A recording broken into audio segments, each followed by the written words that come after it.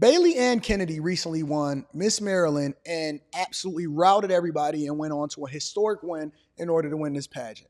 Now, a lot of you are like, man, it's not really a big deal. What do we care about pageants? Well, let me throw a little bit of a wrinkle in there, and Bailey is actually transgender. Winning Miss Maryland means everything, and it feels amazing to be here, to be one of the catalysts, and hopefully opening doors for other people to see the representation in Maryland. And I hope to showcase that in LA whenever I go to Miss USA to represent Maryland. Yes.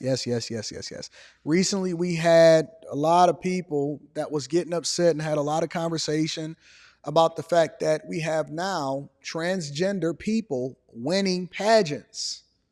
I'm not upset about it, and I'm going to tell you why I'm not upset about it. But before I do, when they asked Bailey about this whole situation, Bailey said this was a historic win, and this actually speaks to and represent people, of color, and it also represent immigrants and military spouses. Military spouses. I was reading, I said military spouses. Now I'm paraphrasing here, so give me a little bit of rope. But military spouses, what do you mean military spouses? Well, apparently Bailey is married to somebody that's in the military, and Bailey is also, a representative of the alphabet community. Now, I've been paying attention to this for a long time, not the pageant itself, but as Bailey goes on to compete for Miss USA, I want you to remember that Miss USA, because apparently we live in a society today where you can identify as anything that you want to, as long as it doesn't upset the establishment. So, for example, if I want to identify as a rich billionaire, I can. But if I want to identify as something other than what I was biologically born, I can.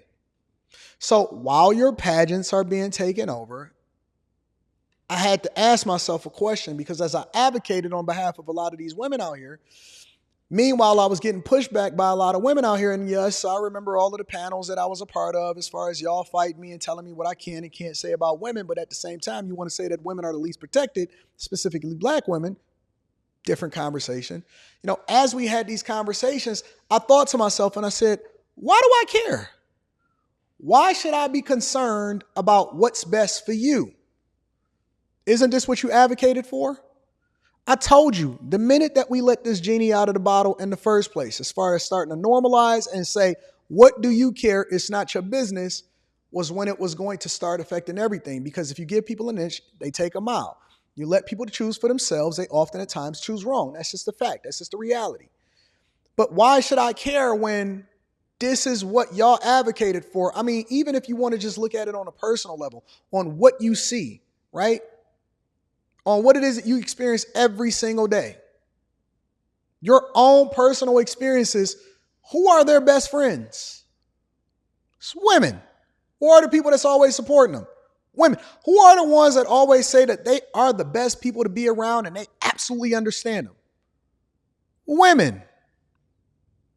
So then I was thinking to myself, why am I throwing myself under the bus? Why am I concerning myself with things that don't concern me? I mean, I'm not affected personally, and I'm not worried about our sports absolutely getting destroyed. I mean, we already subsidize in the WNBA, and so I think that we should just go ahead and go full-fledged into the whole thing. I mean, why not just get rid of women's sports altogether and just have sports? Because if anybody can identify with whatever it is that they want to, and we basically going into an all-inclusive future, why not just make it sports and then force women to have to compete to even get into the NBA? You know why? Because they won't be able to. And the WNBA is basically being subsidized by the NBA, even with Caitlin Clark and Angel Reese in there. So if it's the problem that you created, why should I put myself in harm's way to speak about it? You know why I'm going to speak about it regardless? Because it's not right.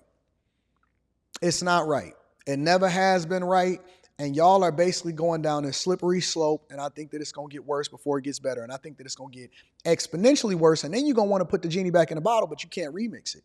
You can't pick and choose which parts you want. When you start to go against the thing that's ordained by God, when you start to go against your biological nature, and you start allowing for yourself to play God and determine what the rules are, then you got to deal with the consequences. Absolutely. Have y'all ever seen Bruce Almighty? When he was frustrated by the fact that he started to have the reins because God decided that he wanted to take a day off? That's basically what's happening inside of society today. And women are complaining and they saying, oh, keep your hands off of women's sports. But I think that we should just let them advocate by themselves. No, I don't think that we should back them. For what? They made their bed, now let them sleep in it. Because the minute that you put yourself in harm's way and you start simping for them, all they're going to do is kick you in your back. But you think that they're going to have your back? You think that they're going to stand behind you when you the one that's taking the arrows? Nah, they not. And I think that they should finally experience what it's like to be a man. Meaning that when you want equal, you got to have equal results. You got to deal with the equal consequences that come along with your decisions and your actions. Listen, I watched a woman get absolutely pulverized. And when I say pulverized, absolutely got destroyed inside of the MMA by a biologically born male. I've been watching for years how in university sports and swimming, it's been a person that was born as a biological male that was absolutely destroying everything, and then everybody wanted to pout and act like somebody had stole their lunch at lunchtime. I thought this is what y'all wanted, though. No, you didn't want it? You didn't want to be under the covering of a man? You didn't want us to have to determine what the pathway is for what success is supposed to be and continue to hold the standards? But guess what? We still going to get blamed because they're going to say that we lost control of our households. No, we didn't. No, we didn't.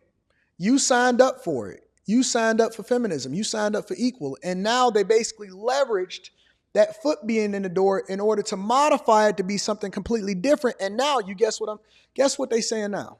Guess what I hear people say? I'm scrolling up Instagram and I had already started to see articles about this, but I was scrolling up Instagram and it was a show. I forgot what the name of the show was, but it was a person that had called into the show, and it was a caller, because you know a lot of people are unwilling to actually show their faces.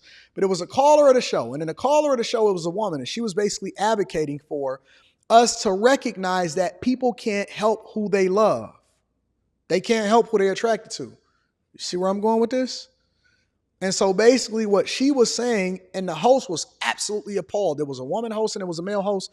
And if you guys know what the name of this clip is, email it to me and I'll do a whole reaction video to it. I actually think I got it saved in my Instagram stuff. I'm a little leery of saving certain things simply because I don't want that junk to start proliferating on my timeline.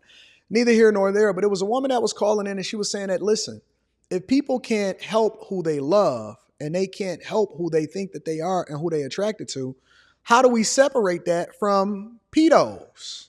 I'm telling you why this world is so perverse. I'm telling you why when I see a Billy Porter standing next to the presidents of the United States, including the vice president and the president of the United States, and they dancing on the White House lawn, shimmying was something that we would normally identify a woman as wearing, that's an issue. That's a problem. It's been a problem. But you said let people be who they are and it doesn't matter and you can marry who you want and women can dress like men and men can dress like women, and now we got immigrants coming over here winning pageants, and now that's Miss Maryland compete for Miss USA, and because y'all love them so much, I think that ultimately they're going to wind up winning everything. They're going to take over everything. They're going to run your cities. They're going to run your kids. They run in the libraries. We see what's happening down in Florida. Dwayne Wade decided that he wanted to leave. Umar Johnson is over there asking Dwayne Wade and begging him not to let his child change his genitalia. We taking pills. We basically playing God. And I think that we are now living in Sodom and Gomorrah. I do. I think that we are living in our last days. These are the last days, baby. And so while we here, I'm going to bring visibility to it. I'm going to have some fun. I'm going to laugh in y'all face. And I'm also going to let you suffer. Nope. I'm not getting on your side. I'm not going to sit here and make this a huge issue. I do want to bring visibility to it because that's what we do over here on the Anton Daniels show, but I'm not going to sit here and advocate for it. I'm not going to advocate for it. I'm not going to advocate against it. I think that the very people that made this bed need to sleep in it and deal with it accordingly.